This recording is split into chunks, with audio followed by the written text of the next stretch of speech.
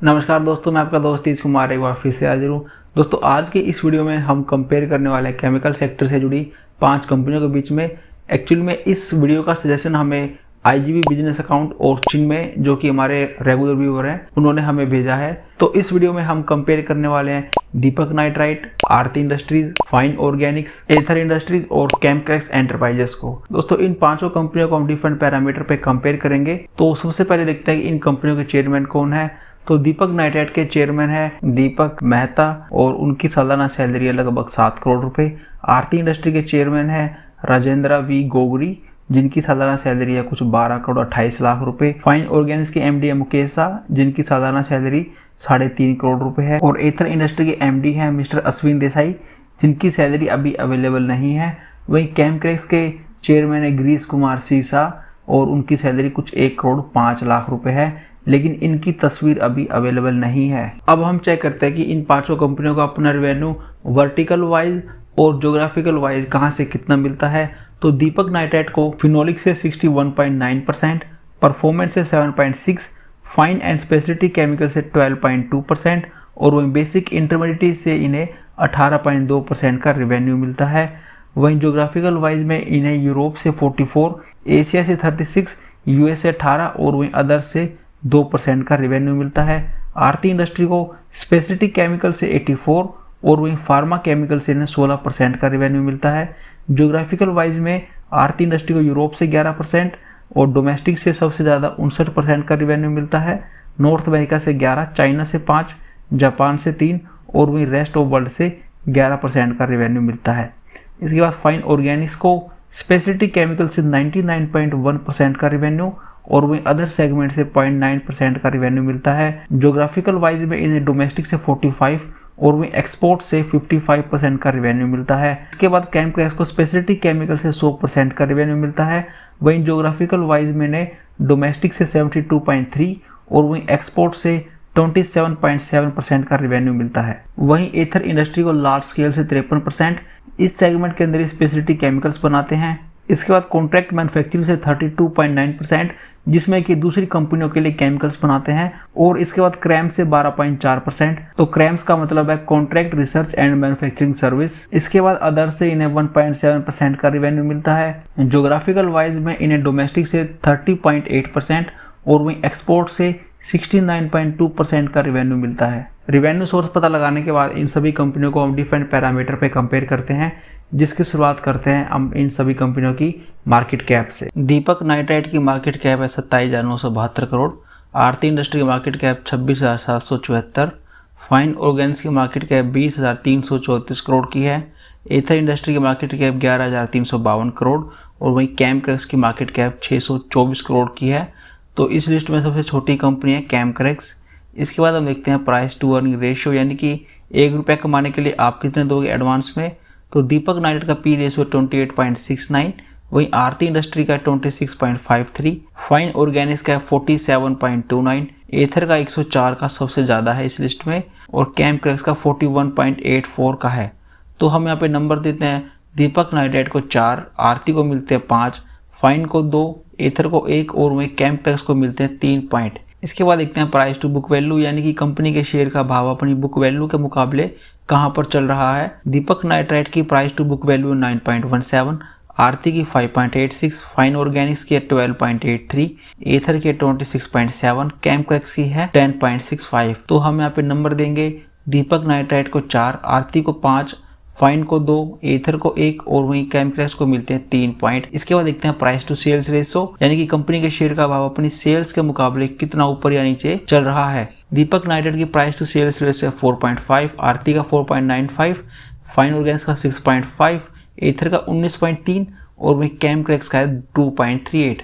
तो नंबर मिलते हैं दीपक को 4, आरती को 3, फाइन को 2, एथर को 1 और वहीं केमक्रैक्स को मिलते हैं पूरे 5 नंबर। इसके बाद हम देखते हैं ईवी बाय EBITDA। तो अगर हम एंटरप्राइज वैल्यू को डिवाइड कर देंगे अर्निंग से, लेकिन अर्निंग भी कैसी, जो कि before interest tax depreciation and amortisation से, तो यहाँ पर दीपक नाइट्राइट का है 18.2, आरती का 14.6, फाइन का 35.5, एथर का 66.5 और वहीं केमक्रैक्स का 29.3। तो नंबर देंगे दीपक को 4, आरती को 5, फाइन को 2, एथर को 1 और कैमक्रैक्स को मिलते हैं 3 नंबर। इसके बाद हम देखते हैं डेट टू इक्विटी रेशियो, यानी कि अगर कंपनी के पास खुद का 1 रुपया है तो उस 1 रुपये के सामने कंपनी पे कितने पैसे का कर्ज है। रेशो 1 से नीचे उतना अच्छा, तो दीपक नाइट्राइट का 0.09, आरती का 0.37, फाइन का 0.06, एथर का 0.75 और कैमक्रैक्स को मिलते हैं 3 नंबर।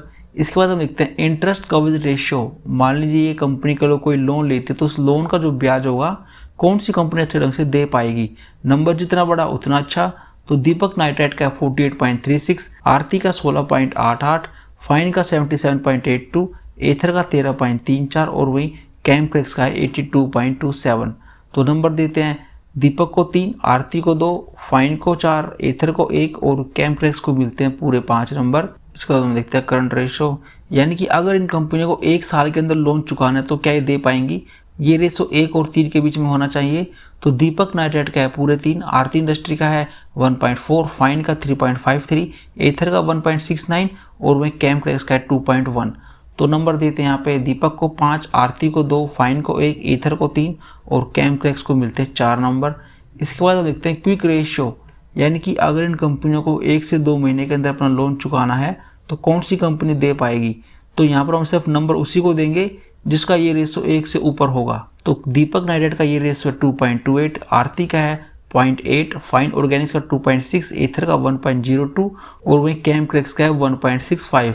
तो नंबर देते हैं दीपक को 4, आरती को कोई नंबर नहीं मिलेगा, फाइन को 5, एथर को 2 और कैमक्रैक्स को मिलते हैं 3 नंबर। इसके बाद हम देखते हैं रिटर्न ऑन इक्विटी, यानी कि कंपनी के अंदर जिन शेयर होल्डर ने पैसा लगाया था अब बदले में कंपनी ने उन्हें कितना पैसा वापस दिया है।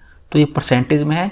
दीपक नाइट्राइट का 37.4, आरती का 27.8, फाइन का है 30.7, एथर का है 28.15 और वहीं कैमक्रैक्स का है 27.23। तो नंबर देते हैं दीपक को 5, आरती को 3, फाइन को 4, एथर को 1 और कैमक्रैक्स को मिलते हैं 2 पॉइंट। इसके बाद हम देखते हैं रिटर्न ऑन कैपिटल एम्प्लॉयड, यानी कि अब आगे जाकर इन कंपनियों ने जहाँ भी कोई इन्वेस्टमेंट किया है, कोई फैक्ट्री लगाई है, कोई मशीन ली है कोई नई, तो वहाँ से कंपनी कितना रिटर्न जनरेट कर पाती है। इससे हमें पता लगा कि कंपनी का जो मैनेजमेंट है वो कितना अच्छे ढंग से काम कर सकता है। तो ये भी परसेंटेज में है। दीपक नाइट्राइट का 39.86, आरती इंडस्ट्री का 22.37, फाइन का 38.8, एथर का 30 और कैमक्रैक्स का 35.82। तो नंबर मिलते हैं दीपक को 5, आरती को 1, फाइन को 4, एथर को 2 और वहीं कैमक्रैक्स को मिलते हैं 3 नंबर। इसके बाद हम देखते हैं डिविडेंड यील्ड, तो दीपक नाइट्राइट का 0.34, आरती का 0.47, फाइन ऑर्गेनिक्स का 0.14, एथर का भी अवेलेबल नहीं है, कैमक्रैक्स का है 0.47। तो नंबर मिलते हैं यहाँ पे दीपक को 4, आरती को 5, फाइन को 3, एथर को कोई नंबर नहीं दिया है और वहीं कैमक्रैक्स को भी सेम 5 नंबर दिए हैं। इसके बाद हम देखते हैं ऑपरेटिंग प्रॉफिट मार्जिन, तो ऑपरेटिंग प्रॉफिट मार्जिन दीपक का 20.5 का, आरती का 25.9, फाइन का 23.2, एथर का है 28.5 और वहीं कैमक्रैक्स का है 21.6। तो दीपक को मिलते हैं 1, आरती को 4, फाइन को 3, एथर को पूरे 5 नंबर पहली बार, कैमक्रैक्स को मिलते हैं 2 नंबर। इसके बाद हम देखते हैं प्लेज, यानी कि इन कंपनियों के जो प्रमोटर हैं कहीं उन्होंने अपने शेयर को गिरवी रखकर मार्केट से पैसा तो नहीं उठाया। तो प्लेजिंग देखिए 0% होनी चाहिए और ये इन 5 कंपनियों में 0% है। तो मैंने सभी को यहाँ पे 5-5 नंबर दिए हैं। इसके बाद अब देखते हैं इन कंपनियों के अंदर प्रमोटर की होल्डिंग, FIDIs की होल्डिंग और कितनी म्यूचुअल फंड स्कीम्स ने इन सभी कंपनियों को अपने पोर्टफोलियो में शामिल किया है। तो दीपक नाइट्राइट के अंदर प्रमोटर की होल्डिंग है 45.72, आरती के अंदर 44.19, फाइन में 75, एथर में 87.09 और वहीं कैमक्रैक्स के अंदर है 72.94। FIDIs का स्टेक दीपक नाइट्राइट के अंदर 19.78 का, आरती के अंदर 26.89, फाइन ऑर्गेनिक्स के अंदर है 18.14 का, एथर के अंदर है 4.5 और वहीं कैमक्रैक्स के अंदर अभी कोई होल्डिंग नहीं है FIDIs की। म्यूचुअल फंड की बात करें तो दीपक नाइट्राइट को अभी तक 20 म्यूचुअल फंड स्कीम्स ने अपने पोर्टफोलियो में मिलाया है, आरती को लिया है 20 ने, फाइन को 16 म्यूचुअल फंड ने, एथर का भी अवेलेबल नहीं है और कैमक्रैक्स का भी अवेलेबल नहीं है। इसके बाद हम देखते हैं अगर आपने इन सभी कंपनियों में 1 लाख रुपए लगाया था 10 साल पहले तो आज इनकी प्रेजेंट वैल्यू कितनी होती। तो देखिए दीपक नाइट्राइट कुछ 10 साल से ज़्यादा यहाँ पे लिस्टेड है तो उसमें आपके अप्रोक्स 1 करोड़ रुपये आज बन जाते। आरती इंडस्ट्री के अंदर आपके 10 साल में बनते 38 लाख रुपए। वहीं फाइन ऑर्गेनिक्स अभी 4 साल और 2 महीने पुरानी कंपनी है तो यहाँ पर आपके कुछ बनते 7,20,000 रुपये।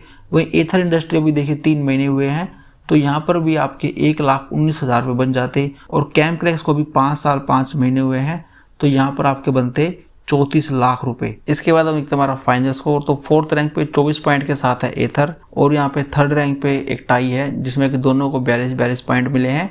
तो उन दोनों के नाम है आरती इंडस्ट्री और फाइन ऑर्गेनिक्स। और 2nd रैंक वाले को मिले हैं 46 पॉइंट, उसका नाम है कैमक्रैक्स। और 1st रैंक पे 56 पॉइंट के साथ है दीपक नाइट्राइट। तो दोस्तों मैं उम्मीद करता हूँ कि आज का कंपैरिजन आपको जरूर पसंद आया होगा। इन 5 कंपनियों में से आपके पास कौन सी आप मुझे नीचे कमेंट सेक्शन में बता सकते हो। इसके अलावा अगर आपके पास कोई और सुझाव है तो वो भी आप हमें दे सकते हो। तो दोस्तों अब मैं आपसे मिलता हूँ नेक्स्ट वीडियो में, तब तक के लिए टेक केयर, जय हिंद।